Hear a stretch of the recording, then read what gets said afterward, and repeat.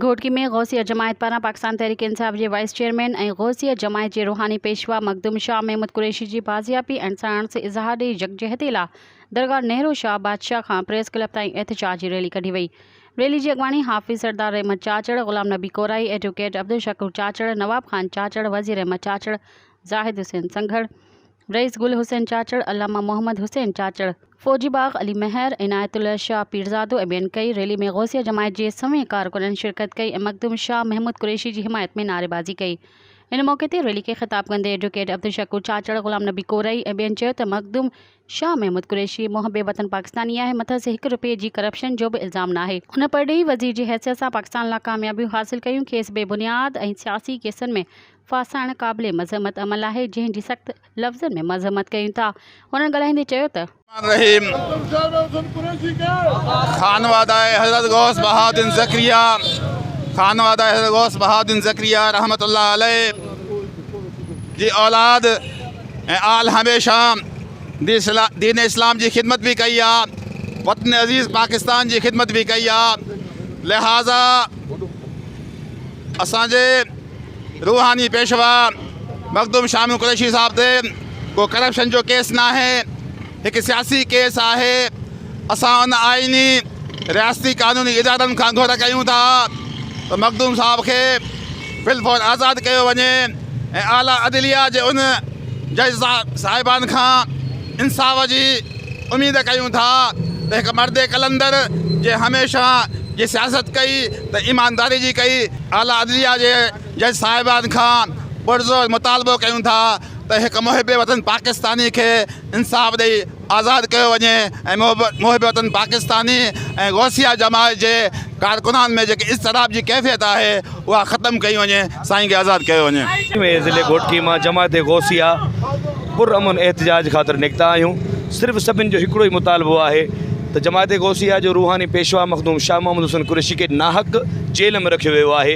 पुरअमन एहतजाज सजी सिंध में शुरू थी चुका है। सिर्फ़ एक ही मकसद है सजी जमात जो तो मखदूम शाह महमूद हुसैन कुरैशी ते को भी करप्शन जो दाग ना है, को हुन ते चोरी साबित ना है, नाहक हुनखे कैद कियो वियो आहे। जंहिंजी हिमायत में अॼु ही रैली निकिती आहे। असांजो हिकु ही मुतालबो आहे मखदूम शाह महमूद हुसैन कुरैशी के आज़ाद कयो वञे।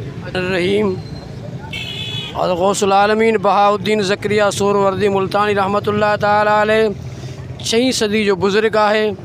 तकरीबन 800 साल का मथे ज़मानो गुज़रियो आहे जो गौसुल आलमीन बहाउद्दीन ज़करिया के दरवाज़े तां लखन में करोड़न में मानू फैज़याब थी करे ऐं लखन की तादाद में मानू विलायत के मकाम ते पहुता। उन दरगाह जो सज्जाद नशीन क़िबला से मखदूमुल मखादीम मखदूम शाह महमूद हुसैन कुरैशी वो जेकॾहिं मज़हबी प्लेटफार्म हुजे या सियासी प्लेटफार्म हुजे, उनजो गुफ्तगू उनजो तरीक़ेकार जेको पाकिस्तान जो को सियासतदान है, कंहिंखे कुछ साल थिया आहिनि, को कहिड़े कारोबार के ज़रिए सियासत में आयो आहे, मगर ही वो घरानो आहे, ही उहा दरगाह आहे जेके ख़ानदानी तरह सां नवाब रहिया आहिनि ऐं उन्हनि जी नवाबी ते कंहिंखे भी एतराज़ ना है।